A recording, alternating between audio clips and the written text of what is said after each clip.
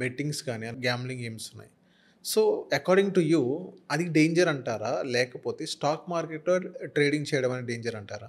వరల్డ్‌లో best stressful, painful ఏదన్నా ఒకటుంది అంటే అది ట్రేడింగ్.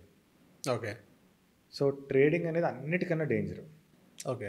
కనీసం ఫర్ ఎగ్జాంపుల్ ఒక డాక్టర్ ఉన్నారనుకోండి.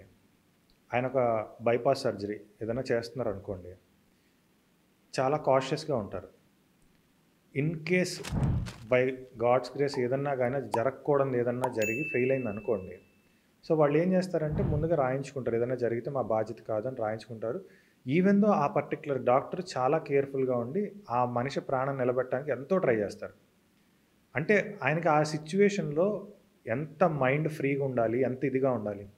దానికంటే కూడా, దానికంటే కూడా కనీసం ఒక 100 టైమ్స్ మనం పేషెన్స్‌గా ఉండాలి ట్రేడింగ్‌లో.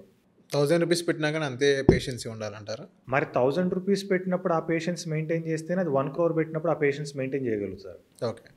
సో, అంత డేంజరస్ గేమ్ ట్రేడింగ్ అనేది.